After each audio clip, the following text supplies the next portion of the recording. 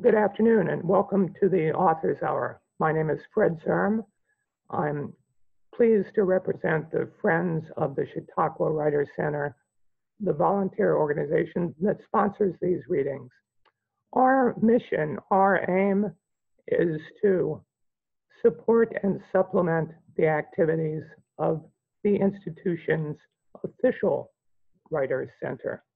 In so doing, we aim to encourage writers and promote writing at Chautauqua and beyond. I'll be giving you some more details about the Friends at halftime between our two writers. I'll also be posting some things in chat. But let's get to the real reason we're here, to hear two great authors read their wonderful work. The first author is Judy Bowles. She earned her MFA from American University, where she taught creative writing. She led a poetry group at Iona Senior Center for many years and edited 4 books of their poetry. Her first book, The Gatherer, was published in 2014. David Baker, who was taught at Chautauqua, by the way, said of it, Bowles' aesthetic is shaped by clarity and a rightness of detail, minimal and revealing. Her second book, Unlocatable Source, was published in August of 2019. Richard Peabody writes of it, her agile water music opens a treasure chest of magic and pain before floating us toward an oceanic satori. She was poet in residence at the Liddell Reserve on Bainbridge Island, Washington in April of 2019. She is read at Politics and Prose, which is where I most recently heard her, the Writers Center of Glen Echo, and many schools and libraries. Bowles' work has appeared in Gargoyle Magazine, Delmarva Review, Innisfree Journal of Poetry, Better Than Starbucks, love that title, Better Than Starbucks, Ekphrastic Review, and Cobalt. Please welcome Judy Bowles.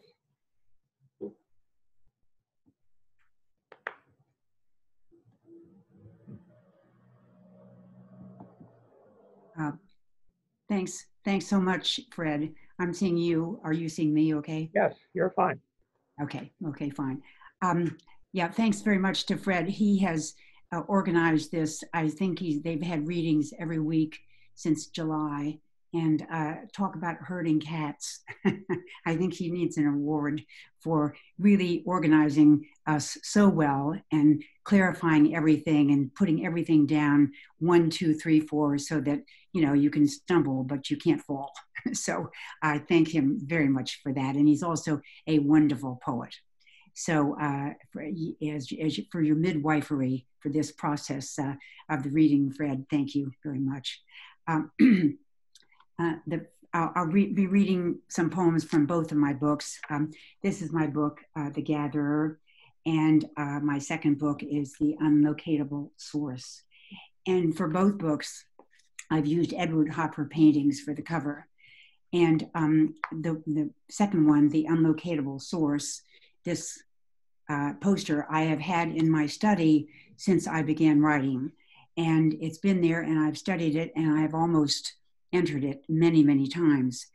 And so I wrote a poem about it before I chose it for my cover of my second book. I wrote a poem about it in my first book of poetry. And looking at the picture of the painting, I always assumed that this man was an architect and that he was in a very big city and he was looking out. And that's what I hovered with as I thought about the painting. But I learned that the title of the painting is so unromantic. It is An Office in a Small City. So I think that's very interesting. But this is the poem that I wrote about the painting before I used it as the cover, and it's called The Architect. This man with the rolled sleeves sits at his wide desk under a wide window, looks into the light like a farmer scanning the field he just plowed. Edward Hopper's people never look as if they're being watched. They are saturated with their own lives.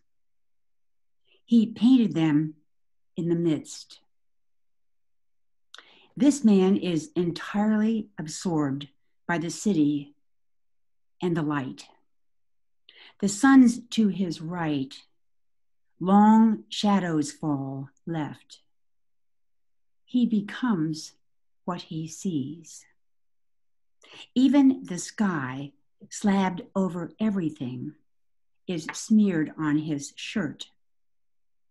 The blue is all there. And as I studied and looked at that picture, the blue of the portrait seems to me to tell its own story. My next poem, also from my first book, is dedicated to John Millington Synge. And I am from Ohio, actually the center of Ohio, Columbus.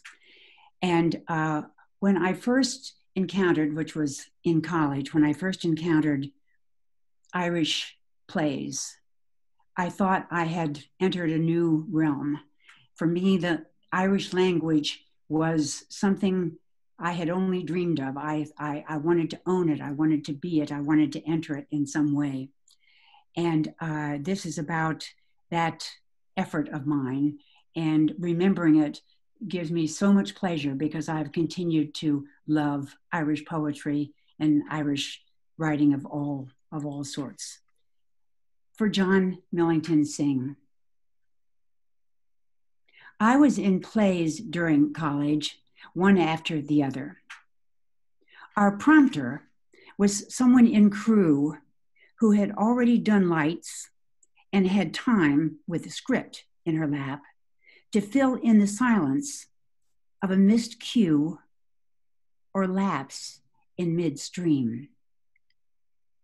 I needed her help in the second scene when she called from the wings, or the poets of the Dingle Bay, and I've heard all times it's the poets are your like. Fine, fiery fellows with great rages when their tempers roused. My lines in her mouth, traced by her finger on their Irish road that had emptied themselves into space before I could find a way to make them my own, still had their magic to bring me awake like a song I'd been waiting to sing. There was nothing flat from Ohio in the cadence. I wanted those words in my mouth to save me.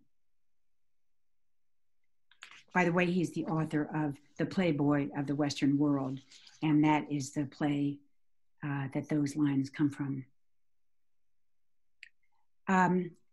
This is a poem, I would say, about gesture, and it is a poem that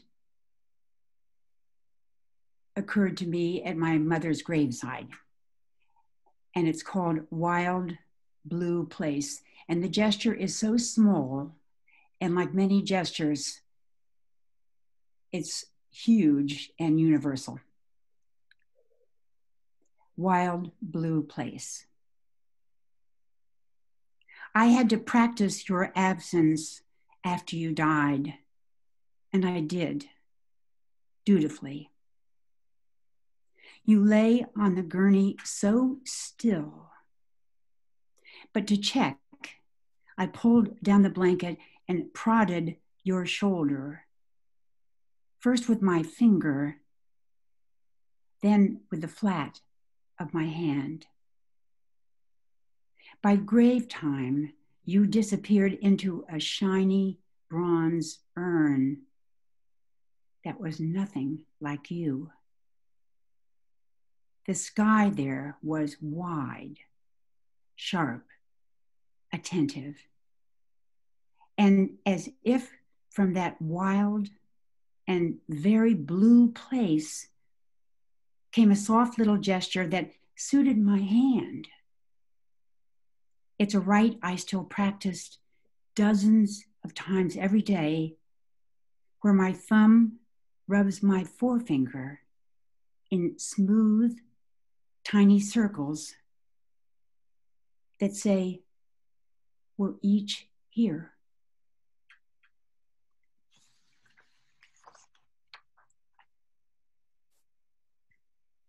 Our beloved teachers, they deserve, so much. And oftentimes they are teaching to us at the wrong time of our lives. Wonderful, wonderful things that they're telling us, and we're not listening because we're tending other things that are important to us at the time. But the wonderful thing about time is it gives you a chance to go back and recapture what it is that beloved teachers were telling you and teaching you. And this was my 8th grade science teacher, who was a genius. And the little things that he said to us that year have stayed in my mind as I have struggled with math, as I've struggled with certain intellectual issues. Well, we never called him Mr. He was always J. Bailey Bush. And what the J stood for, I never know, but we had so many teachers that had these. My librarian was Kay Randall. What Kay was, I don't know, but she was just Kay Randall. And so J. Bailey Bush was a legend in his own time. And he taught me so much, and I wish I could tell him how much he taught me, but somehow I think he knows. Somehow I think he knew. Letter to J. Bailey Bush. There is no wind this afternoon, so the moonflower's face is wide and smooth, and the tight bud wrapped behind will follow soon. How does a flower become a fruit, you asked? How indeed? 8th grade science was something we sat through. We attended each other more than your lessons, our ears fully employed, listening to our own swelling bodies.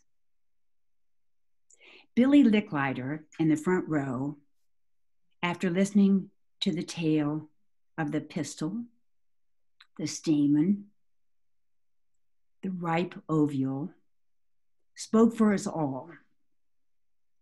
That is so scientific.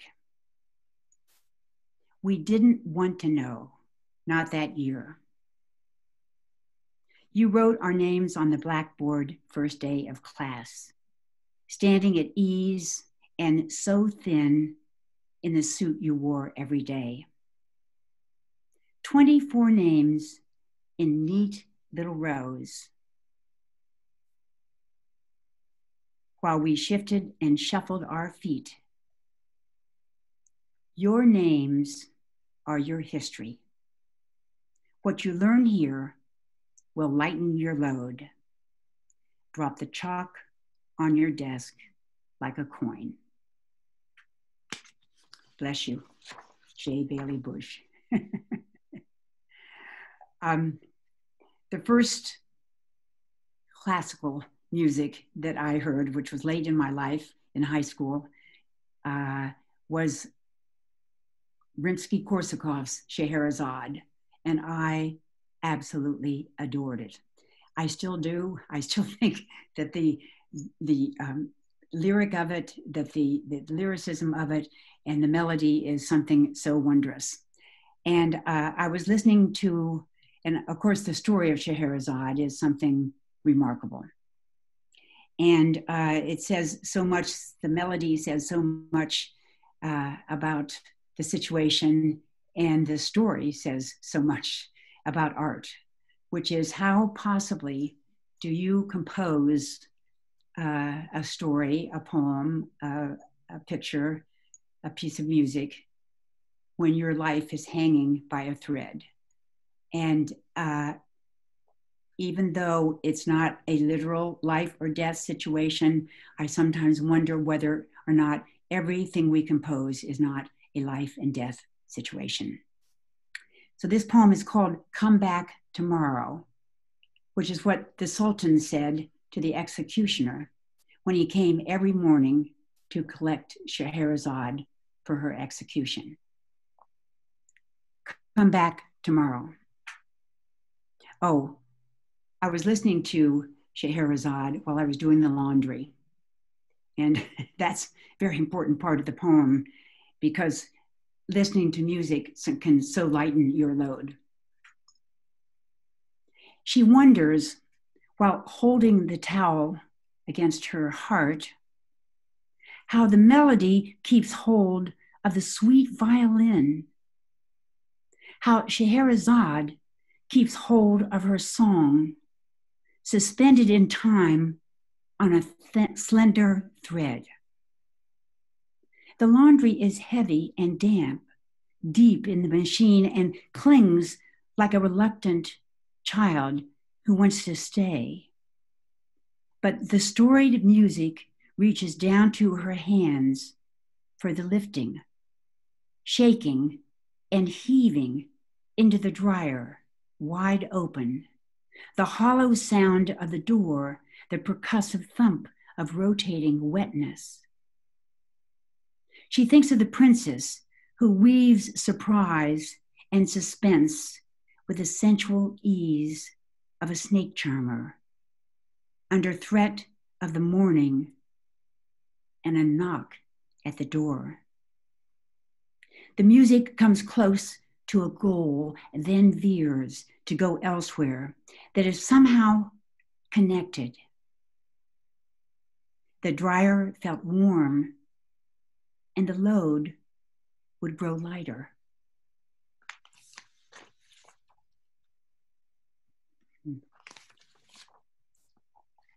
Many years ago, I lost the hearing in my right ear. I had a surgery for an acoustic neuroma. And we've all heard, I think, probably of the phantom limb. And what happens when you lose an ear or when you lose a hand or a part of your body is that there's a phantom version of it that is there. And so though I am stone deaf on my right side, that side still strains to hear. And that's the way of it. And it's just an interesting thing that I really never used to notice until I got a bit older. And then I noted that that ear was still trying. And this is called White Morning Light. White morning light rises behind mountains like milk, filling a glass that never spills.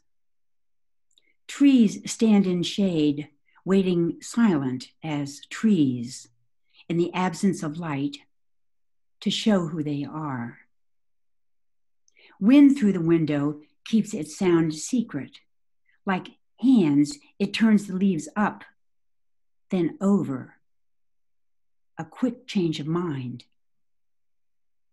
Half deaf, my body strains like a dog on a leash towards sound, which moves through trees, through leaves, long grasses, their tassels afloat. A breeze gives no thought to the whirlblast of dust in its wake, to the crack of a spark breathed into loud life, the thick history of a deep-rooted oak struck. All evidence of the world as it lives in its backyard. So full of fragrance, it throbs as if trying to speak. Are there still people who knew us as we once were? Even at night, my good ear hears light. My deaf ear still waits for the window to open.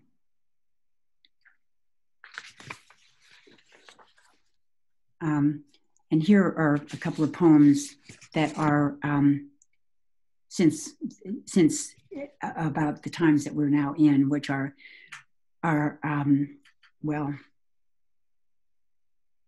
well, we all have our experience of these times. They're entirely They're entirely new, and they're also ancient. We're spending a lot more time watching television. And one thing I have totally enjoyed is watching old series.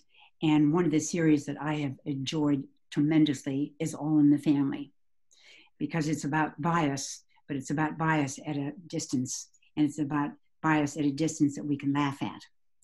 And that felt so good to be able to laugh at bias. We can no longer do that. And so this poem is called All In. In the 70s, things were so good, we could laugh at bigotry as if it were just an act.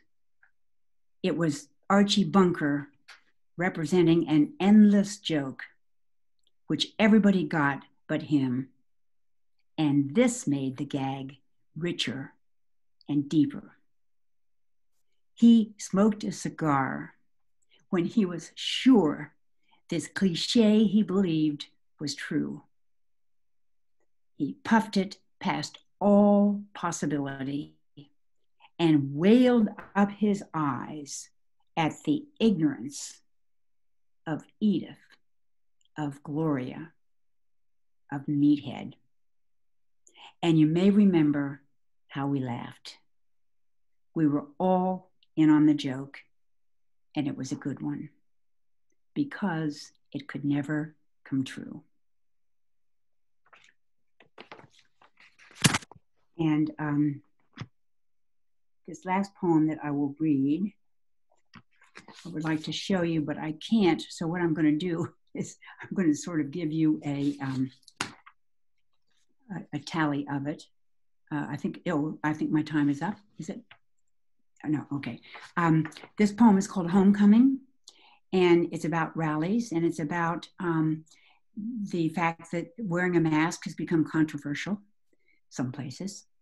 And so this is called Homecoming, and I'll just show you the poem, which you won't be able to see it. Okay, the thing I will tell you is that the whole poem, except for a few lines, goes down the left margin, and then the lines come over here, and I will tell you which lines come over. So it's called Homecoming.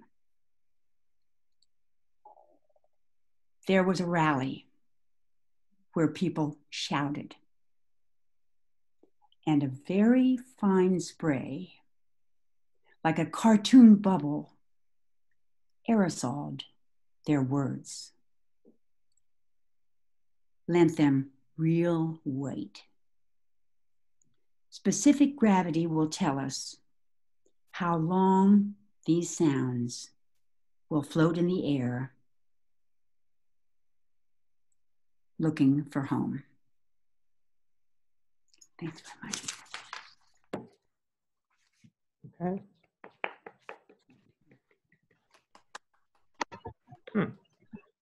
Thank you very much, Judy. Wonderfully well observed and also wonderfully expressed. You live up to your blurbs. That's great. That's great. Before I introduce our next speaker, I'd like to tell you a little bit more about the Friends of the Chautauqua Writers Center. Authors Hour is one event we sponsor every Thursday. Next Thursday will be our final Authors Hour of the season. We'll have two poets, Matthias Spalina, who was just a couple weeks ago taught here at Chautauqua. He'll be reading from one or more of several books. I think he's published 7. The latest was The Wine Dark Sea. And Marjorie Warner, a wonderful poet and also a farmer's wife. She writes delightfully laconic and blunt poetry. I think you'll enjoy her. On Sundays at 5, we have an open mic. And in this day of Zoom, people from all around the country are welcome to join. I just put on chat some of the website information, how you can get to the Friends activities, including open mic and author's hour. It has the Zoom links for that. You should also know that we, with author's hour and some other special events, we do YouTube recordings, and we actually have a YouTube channel. I think I put one of the events, Favorite Poem Project, on there, but if you go and see that, you can also get into our channel and see a recording of today, for instance. I just mentioned the Favorite Poem Project. That's another annual event started here by Robert Pinsky. I think this was our 12th annual Favorite Poem Project, where Chautauquans read poems that mean a lot to them and briefly explain why they mean so much. We sponsor an annual writing contest that culminated last Sunday with an awards ceremony that's available on YouTube. When things return to normal, whenever that might be, we also have some in-person events. We have a potluck supper called Dinner with Friends. We have a book fair for Chautauquan writers on the main square here, Buster Plaza. We also do informal critiques every Tuesday for people who bring in a bit of their writing. I realize lots of you out there have not been to Chautauqua. I'm presently at Chautauqua, lucky me. And I'm on the porch of the Literary Arts Center. I gave some of you a preview of this who arrived early, but you should be seeing the Literary Arts Center now. Chautauqua is a wonderful, almost indescribable place. If we were in normal times, the speakers would be up there. If you can see my cursor, I'm not sure that you can. I'm presently right about here. I urge you to visit the website for Chautauqua and find out more about it, and perhaps in the future visit physically rather than virtually. On to our next author. Larry I. Palmer grew up in St. Louis in the 1940s and 1950s, the ninth of 10 children. As a high school freshman, he moved to New Hampshire to attend the boarding school Phillips Exeter Academy.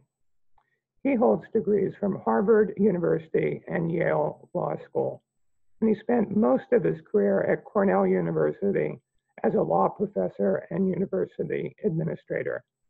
He is presently a professor emeritus at Cornell. His scholarly writing focused on health policy and bioethics, including 2 books and a collaboration that produced an educational video on the Tuskegee study of syphilis in Negro men. His essays have appeared in New England Review and VCU Blackbird, and have been cited as notable essays in Best American Essays, which is quite an honor. 2 of those essays became chapters in his book, Scholarship Point. That was his first book for the general public. He lives in Richmond, Virginia, and let's greet Larry Palmer.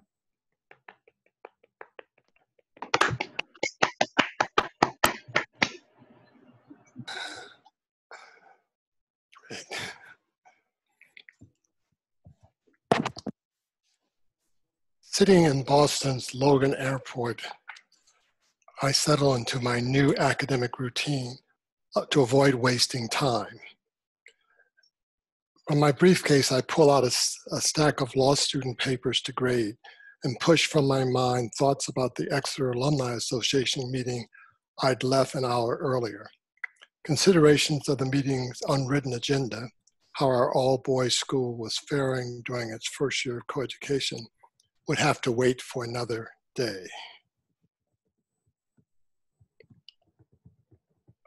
I dive into the first paper into what is fast becoming my passion, poring over students' written ideas. I feel serene waiting for my flight to Philadelphia. My job 1 year after graduating from law school excites me, and I'm finally able to afford, thanks to my assistant professor's salary, the Brooks Brothers jacket, slacks, shirt, and tie I wear, instead of the knockoff brands from my prep school days.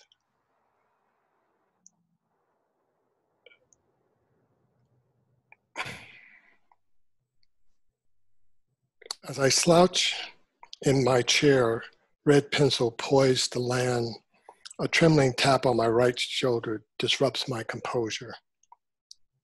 If you aren't who I think you are, you have nothing to worry about. The forced calmness of his whispering voice belied the rat-tat-like trembling of his index finger on my collarbone as he continued. I'm a federal customs officer. He has a gun. Nixon's recent announcement, September 1970, in response to two simultaneous hijackings of American commercial airlines in the Middle East, flashes in my mind. Armed plainclothes federal customs officers would now be placed on certain flights and in some airports. The officer's unsteady touch feels like needle pricks in my shoulder. He's very nervous. I suddenly remembered that a policeman had shot my brother Urshel in the leg. Stay calm, just listen.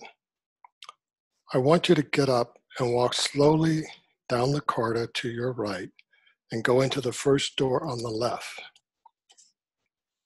I will follow behind you. In a nasal low pitch, he snarls, don't look back. Without making eye contact, I rise slowly, breathe deeply, and drop my student's paper in the chair behind me. As I stroll toward the corridor, I suppress any display of fear. I hear my older sister Leela reminding me that white people think all Negroes look alike. I'd experienced this many times. Haven't we met before? Aren't you fill in the name of a fellow Negro student at Harvard College or Yale Law School? But this is not a case of mistaken identity in a social setting. This man is an armed, jumpy federal officer who thinks I'm planning to hijack a plane. Don't let his jitters infect you. Stay calm. I enter the first door on the left, and I now get a look at the officer as he follows me into the room and shuts the steel door behind him. Sweat beads up on his forehead as we lock eyes, my arms dangling at my side. He shows me his badge and I glance at the closed door behind him, my exit route from the windowless room, as long as I don't upset him. He asks me my name and instructs me to show my identification. As I reach for my wallet in my back pocket, his anxious steel blue eyes fixate on my right shoulder, a sign to pull the wallet out slowly.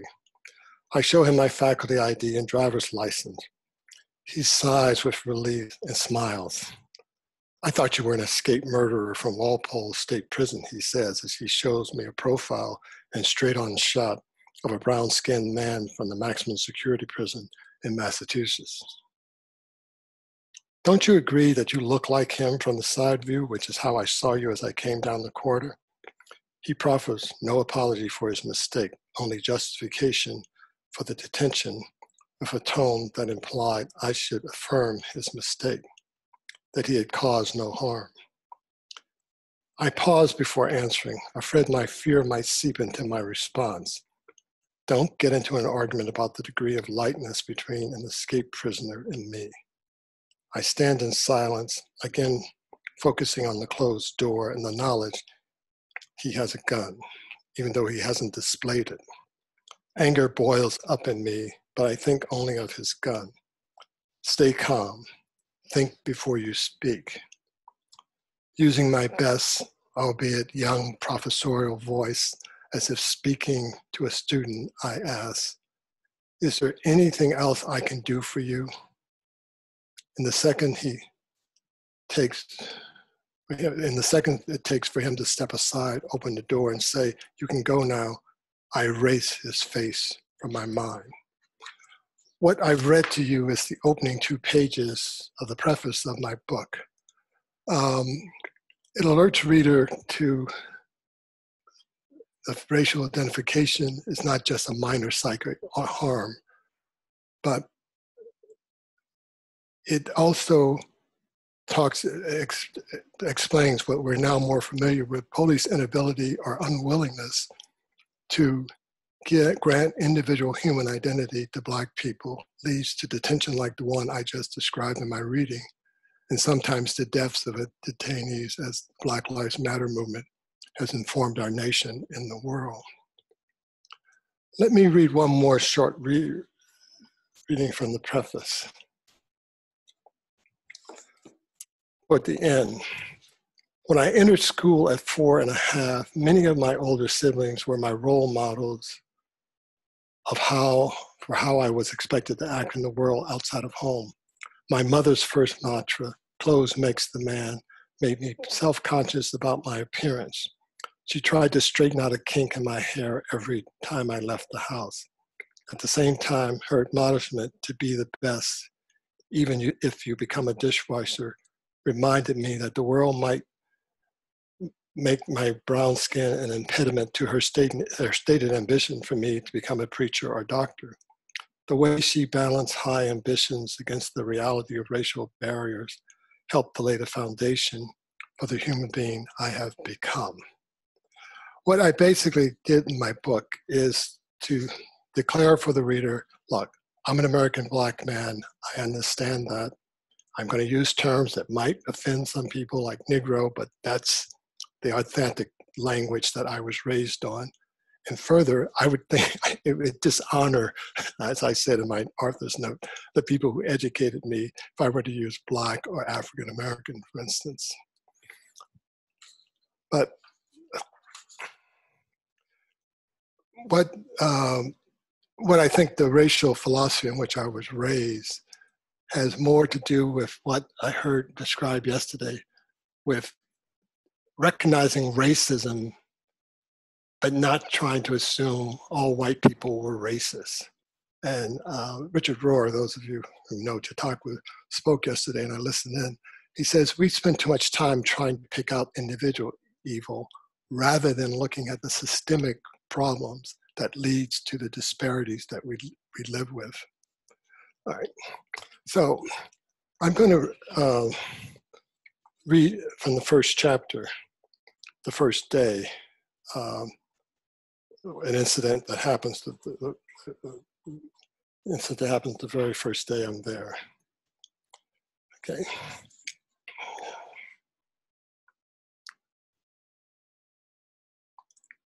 Suddenly, we've all the very first day, we have no classes, we've gotten in the dorm, we're going to have lunch, and we're sitting around round tables at the time. All the freshmen were there, about 8 or 9 of us. They were called preps. We were called preps. Suddenly, in the midst of all the animated conversations around the table, Brink said to someone on my right, "You nigger." Just as suddenly, a deep New England silence absorbed every decibel of prep chatter. All eyes focused on me, the only Negro in the dining room. I looked past Brink's brown crew cut and noticed Seabrook. Seabrook is the head of the dorm, my wrestling coach. He's sitting at the fire, smiling at his 2 teenage daughters at the faculty table in the corner before centering my gaze on Brink's face. Speaking without thinking, I said, "Don't use that word." Then I continued in an even softer voice, saying, "It hurts my feelings." Brink mumbled a fumbling apology, and the prep's chatter resumed within minutes, albeit at a more subdued level. Brink's response, the fact that he expressed genuine embarrassment and vulnerability rather than attempting some elegant verbal twist to remove the social sting of what had just occurred, actually drew me to him. At that moment, responding to Brink, I had to bury my father's fears about this world I had chosen to inhabit. I made an unspoken vow never to tell anyone in my family about this incident. I also vowed never to tell Seabrook or anyone else at Exeter about Brink's use of the word nigger to denigrate a white boy in my presence, hoping to preserve the possibility of a future friendship uncomplicated by racial suspicions. Exeter seemed to whirl away from the rest of the country's racial tensions and conflict. Emmett Till's murder in 1955, armed troops escorting 9 teenagers into Central High School in Little Rock in 1957, the bill enacted by the Arkansas legislature in 1958 opposing desegregation of Little Rock schools. The fact that my parents and all my older siblings had been born in Arkansas made such events regular topics of Palmer family conversations. Toward the end of these discussions, a parent or sibling would invariably extract some moral from a particular news story that young Barry and I should have to take to heart. Lapsing into a sing-song Central Arkansas drawl to explain how to deal with whites in general, or how to distinguish okay white people from those who might try to harm or insult us. I hadn't heard a single reference to race at Exeter since that very first day in September, but here I am now in November with Bedford having a discussion of my Negro hair, which is important. A question people often ask, and I often ask myself, where did I get, I guess the Southern word would be gumption, to be able, with a total stranger, to set the boundaries? And I think the answer comes, I think, partially in chapter 12, which is called Dancing with My Sister, which is about my sister, Leela. Yeah. And we're starting off. Leela is still at Maple Avenue the Sunday before I left for Exeter in the fall of 1958. She is married in LA, but she's come back for a long visit. So she's there that September when I leave. She sat across the kitchen table from me and watched me eat breakfast. After everyone has left the table, she asked with a mixture of sadness and excitement, "Larry, are you nervous about going away?" "Nope," I answered. "Then why didn't you eat all of your breakfast?" she queried seriously, studying my face. Before I could stutter something about not being hungry, she went on, "I've never seen you not eat all your breakfast." She looked tenderly at me and dropped into silence. She rose from her chair, walking around to where I was sitting, and stood beside me for a moment. Then slowly put her arms across my back and squeezed my shoulder. "It's okay to feel scared about leaving home. Don't ignore your feelings."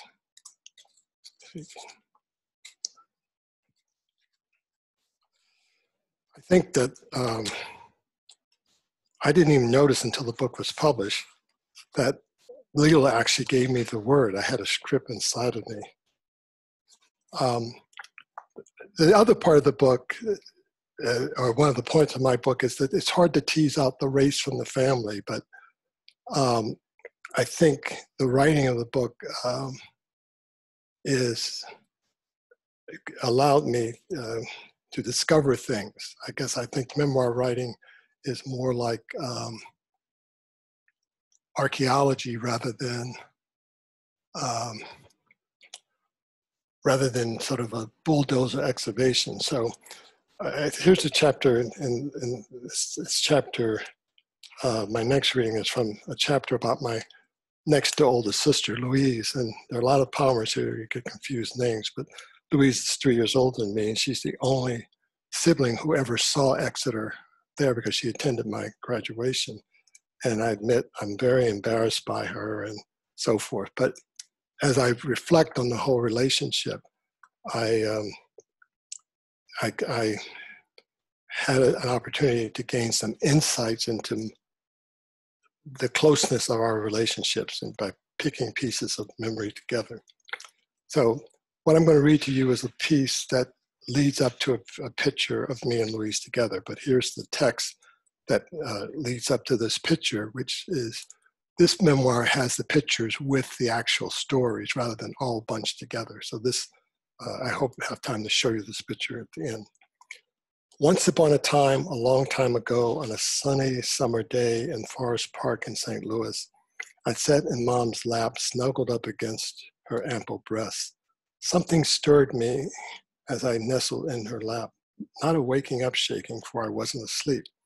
The message from Mom's chubby arms became clear. She was pushing me off her, sliding me down her thighs. Was it someone else's turn to climb onto her lap? My brother's, my youngest niece, the new baby, or the new nephew? Or could she just be tired of holding me? As soon as I slid to the bottom of her legs and my feet hit the ground, I wanted to keep gliding, to run to the next plaything in my imagination, a seesaw, a swing, a shimmering tower to climb. But there was no playground at the picnic site, only the long sloping hill in front of me. My feet felt the urge to run away or just to run to some place down the hill. I took off. I was 4. Not so fast. I could hear Mom shouting as my skinny legs and knobby knees began churning, powered by some mysterious engine inside me. The parched grass was short enough to allow my white high tops to float above the green cushion as I picked up speed. I flashed by family members gathered in the shade of maple trees, swerved around picnic tables loaded with fried chicken, deviled eggs, and pitchers of Kool-Aid-laced lemonade, dashed beyond the white stone barbecue pit where Dad and maybe Uncle Ike were doing up some ribs, neatly dodging my older brothers Mac and Harold playing catch on the edge of the gathering. I could see the finish line at the bottom of the hill as I found the higher gear, pumping my arms in crosses in front of my short-sleeved shirt. I arrived at the iron railing, setting off the picnic site from the sidewalk in the street. Willie, his camera dangling from around his neck, emerged from his 1938 Ford as I stopped at the rail, not breathless, but relieved to have escaped I don't know what. Louise appeared stage left. She must have already been at the bottom of the hill, and I hadn't seen her as I started to run. Or maybe I had her in my mind's eye when I felt the urge to run down the hill to some place or someone. Willie must have spotted her too, just as I arrived at the railing. He told us to pose for a picture in our summer finery. Saying, "No pictures, please," was no use with him. Louise was in a sleeveless dress, standing along the rail, looking directly into the camera with the whole of her 7-year-old self. I, my left index finger in my mouth, looked slightly away from the camera down the sidewalk. I leaned into her left side, my right arm hidden behind her. I was happier than I'd ever been.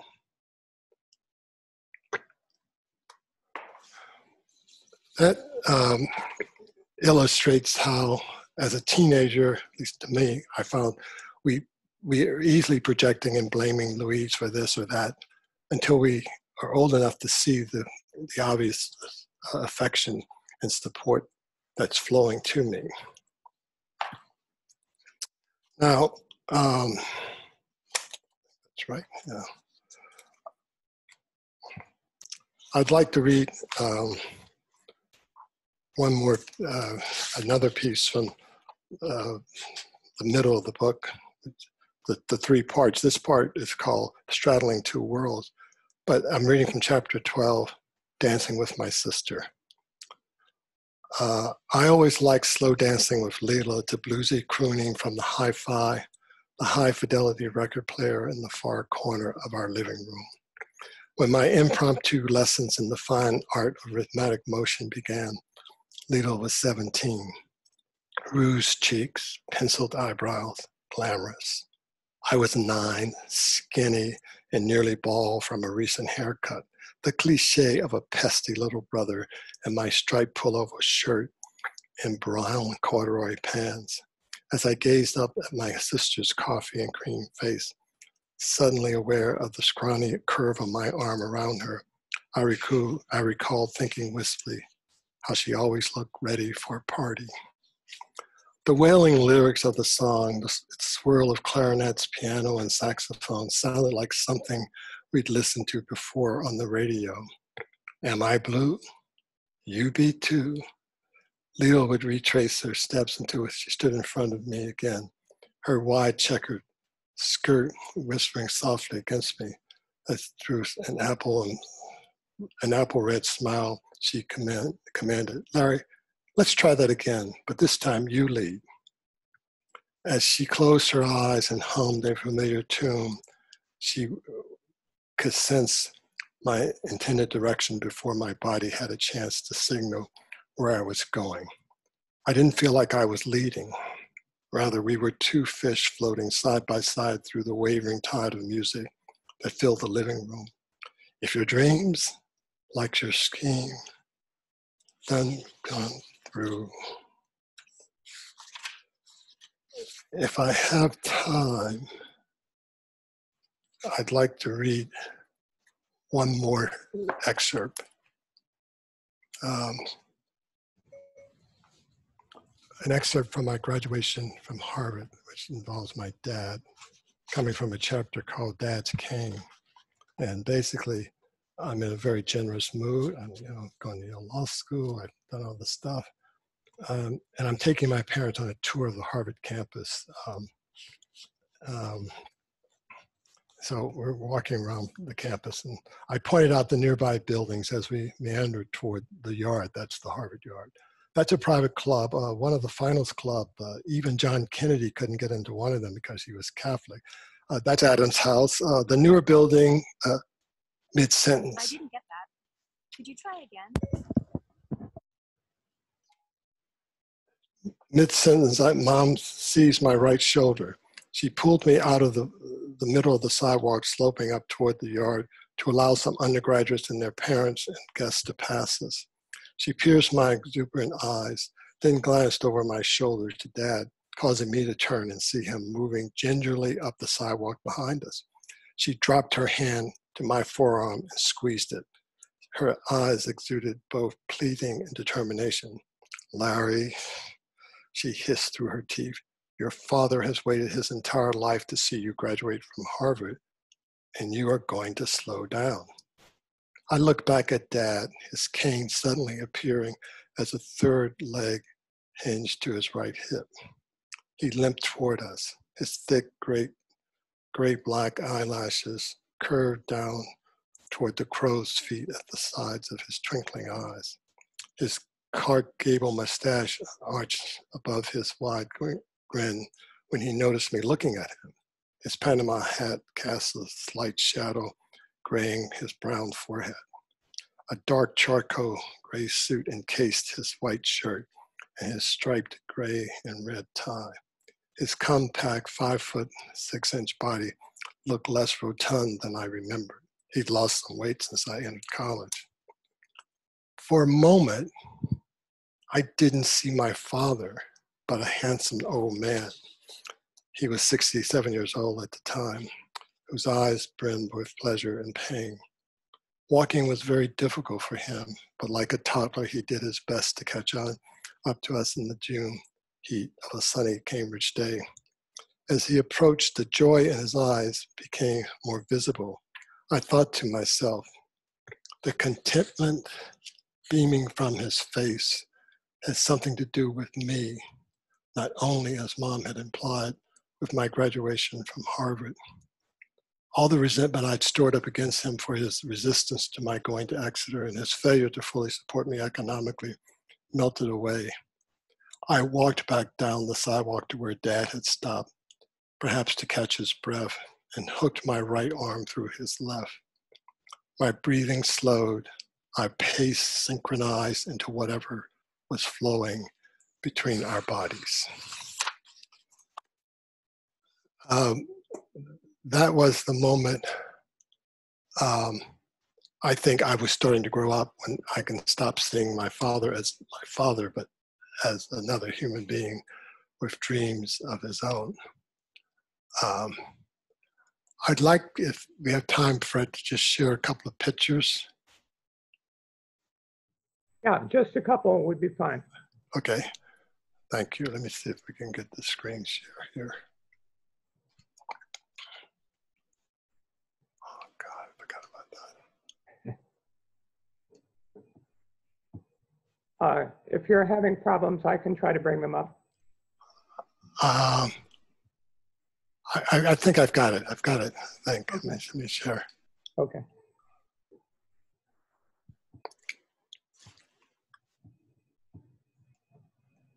Oh God.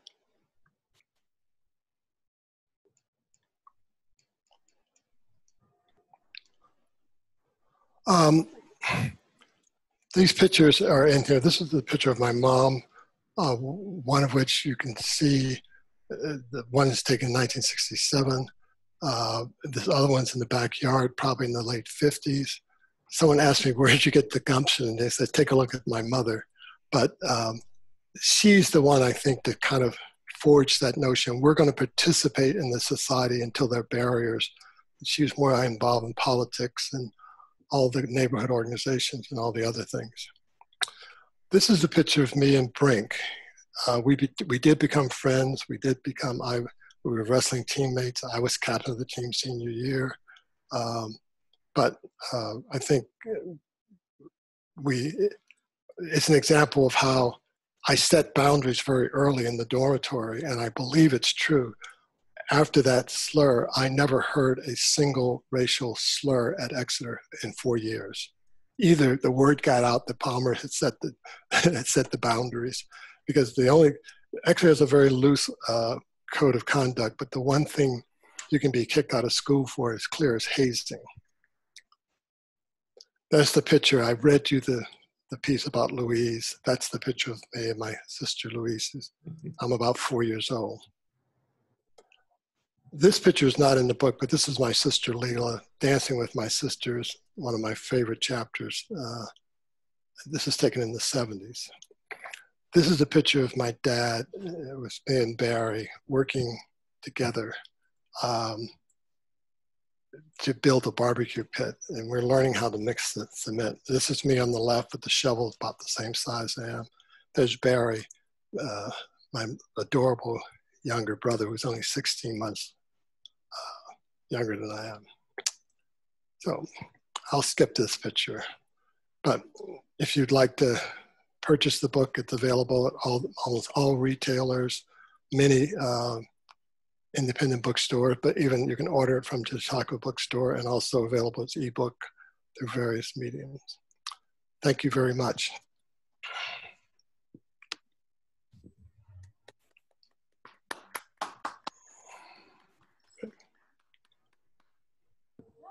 Thank you very much for that. Very moving, and I've read the whole book. It's a very compelling and touching piece of work. I know people got a flash of where it's available. If you scroll up on chat, I also posted where it's available.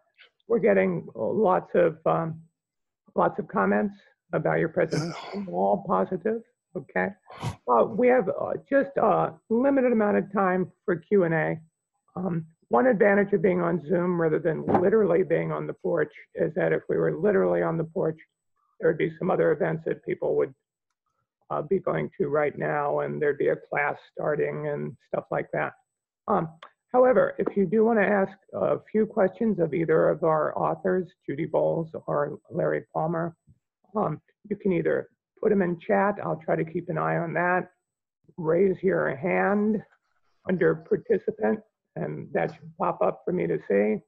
Or if my co-hosts can switch to gallery view, they should be able to see if you're just doing the old-fashioned hand wave, although you will have to scroll.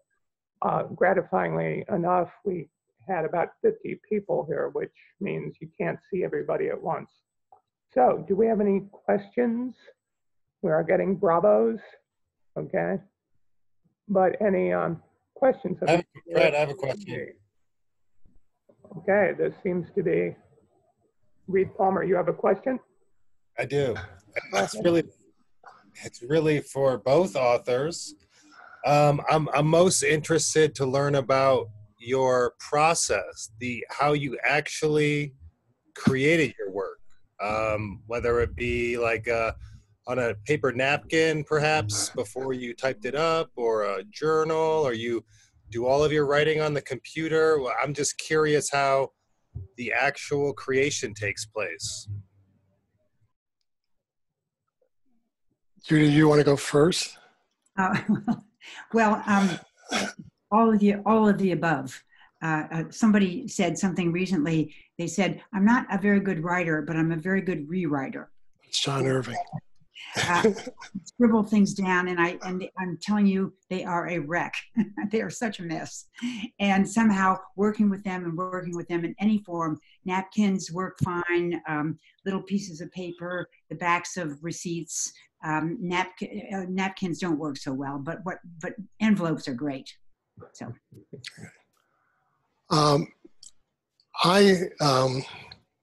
I do have, I've been keeping journals, read about my thoughts and memories since you were born. About 3 days before you were born is the first one I picked up. But when I'm actually writing this book, I found I had to do a different kind of process. I think writing a narrative of your life, you've got to figure out what the arc of the story is going to be. And it usually, for me, it had to start with a transformative event. For my large family, going to Exeter just changed my relationship with all those people. But then you have to find a structure. Finding a structure required me to do a lot of writing about any of my individual siblings. I really decided that that was what I wanted to explore, not and put the Exeter story, which goes sort of from 58 to 67 with my dad's story, and there's a backstory. But I took about 2.5 years after 2013, and just wrote about each of my siblings, everything I could remember. And then I took another 6 or 7 months figuring how that intersected or didn't intersect with the main narrative. So, for instance, my brother Mac is there's very little about him, although I had figured out a way to fit, but it got cut at the end. But I have hundreds of pages left for future projects that talks about my adult relationships with my siblings and other things. But the structure, figuring out that structure, because I tried many different things, but most people are so confused until you that many people, keeping track of that many people and aunts and so forth is very difficult for readers. But following is kind of an emotional river where this boy is growing up and sort of bouncing off against these other adults and people his age or almost his age. Yeah, I have a question from chat that dovetails with something you just said, Larry, about maybe future projects. But for both of you, I believe it was Lois, yes, asked, what are your next projects? Do you know what your next project is? That's for both of you. I went to the Kenyon Writers Workshop in 2013, and I think I had even the next project. After all this writing I've done about my family, I'd like to do more of a family history. I mean, I'm enough of a lawyer. Good writing has to use literary imagination, but nonfiction has to be grounded in facts. And in point of fact, for instance, I know very little about my uncle Isaac. My middle name is Isaac. My son's name is Isaac. I think I've got a piece of family paper back in the 19th century. There's another Isaac Palmer. I would like to kind of explore that, which will probably take me more into the Arkansas experience rather than the urban New England experience. But, I think there are probably some ordinary people back there doing some extraordinary things, which I think would be fun to write about. And Judy, are you looking ahead? Looking ahead always to the next poem. As a matter of fact, I have a poem that's titled Next Poem. Everything seems to be held in the next poem. So my next, I think what I would like is to do a chapbook next, not so many poems in a book. Mm-hmm. And I'd like the book to be more reflective of the times that we're living in. And so as important as my witnessing my own life, I'd now like to broaden out a bit and be reflective of these times that we're living in, which are astonishing. I have one more question from chat that I see, and I think it can apply to both of you, is what part has music played in your life and also in your writing? Larry? Okay, yeah, thank you. Well, I think I don't listen to music. I'm a meditative writer, so I don't listen to music or anything when I'm writing. But I think sometimes you remember a song, like the song "Am I Blue" by Ray Charles. I'm thinking that we're dancing to that song by Ray Charles. I'm hearing, I guess it's an earworm. I often have music in my ears or when I'm moving around. But I found that there's music. One of the big cultural experiences at Exeter is that it just put me in contact with great opera singers like Leontine Price and great jazz people like the Modern Jazz Quartet. To see Madame Natalie Boulanger conduct our glee club with a girls' glee club in Dresser. These were just incredible experiences and made me hungry for more music. But I discovered that the music sometimes the music goes with the story. Like in My Sister Dancing with My Sister, if you read the whole book, turns out I wasn't listening to Ray Charles. We were listening to someone else, but I can remember that feeling of being whole, moving with another person who obviously adores me, although I get on her nerves, and she's taking me into a world that I didn't know.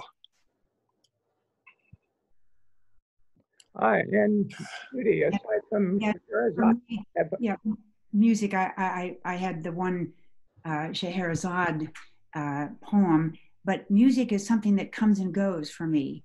I listen to it, but in between times it's not with me. I'm not quite sure what that means, but that it's not. Lyrics stay with me of songs that I knew growing up, and lyrics have a lot of weight for me. But the music, I have to be hearing it in order to be with it.